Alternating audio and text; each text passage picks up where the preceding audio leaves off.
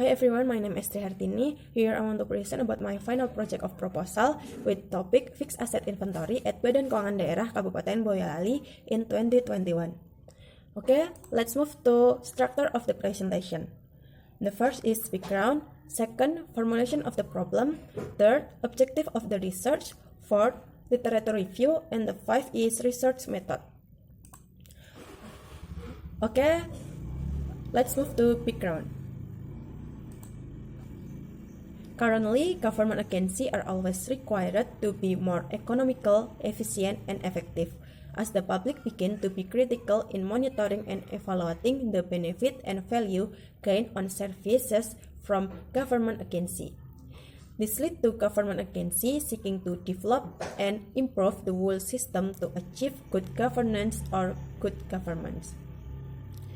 To create this good governance, there are three related stages, namely transparency, participation, and accountability. Fixed assets are also the most important thing for government agencies for their operational activities. The procurement of fixed assets must be properly as needed, so that the investment made can be useful for this government agency.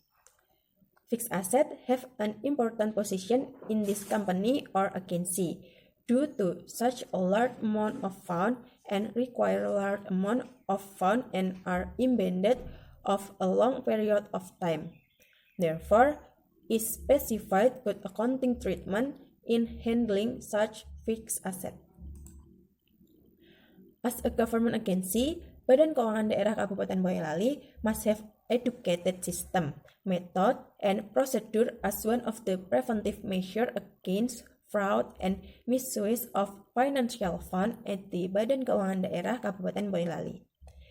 In addition, the existence of system is a form of anticipation of error that occur in recording fixed asset report.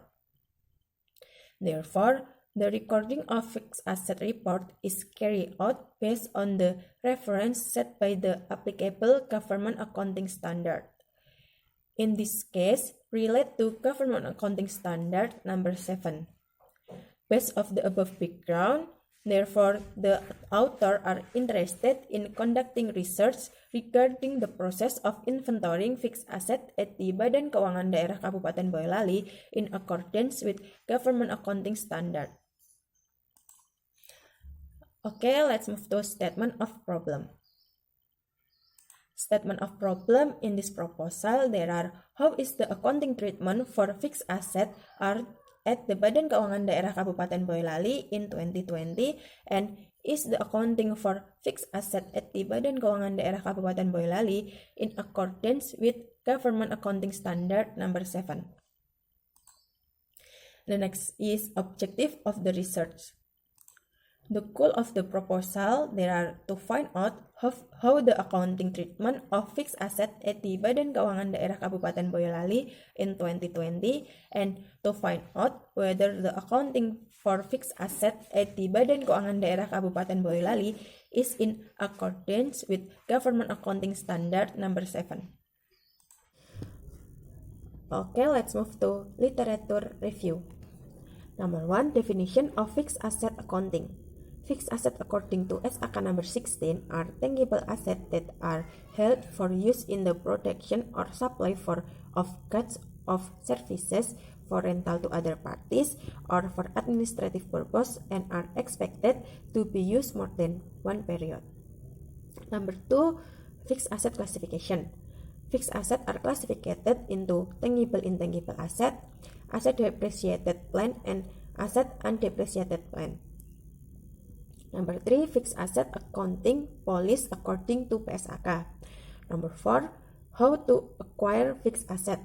There are acquisition by purchase for cash, acquisition by purchase on long-term contract, acquisition by exchange, acquisition by issued for securities, acquisition by self-contraction, acquisition by donation, and acquisition by leasing. Number 5, fixed asset valuation. Number 6, depreciation asset. Depreciation is the rational allocation of the cost of the asset to the period in which the asset is benefited. As for the amount of rupiah depreciation expense, this will depend on the cost or price of fixed asset, estimated economic life, estimated sell-back value, residual value, and the depreciation method used. Number 7, factor affecting depreciation. There are cost, sell-back value, and useful life. Number 8 is depreciation method. There are straight line method, reducing charge method, sum of year digit method, declining balance method, double declining balance method, service hours method, productive output method. Number 9 is disposal of fixed asset, and number 10 is presentation of fixed asset on the balance sheet. An item of property, plant, and equipment is eliminated from the balance sheet when the asset is disposed of or when the asset is no longer used permanently and no future economic benefit are expected from its disposal.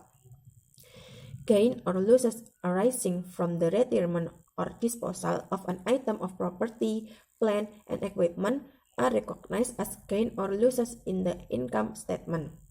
If a fixed asset is exchanged for a similar asset, the cost of the asset acquired is equal to the carrying amount of the asset given up and no gain or loss is generated. Okay, the last is research method.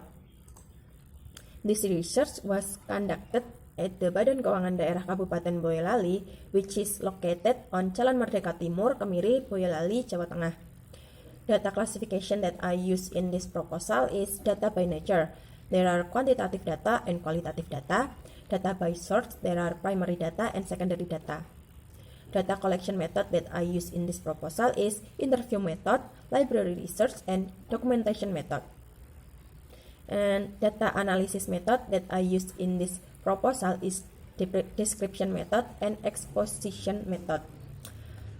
Okay, I think that's all. I'm sorry if I have a mistake. Thank you for your attention and see you.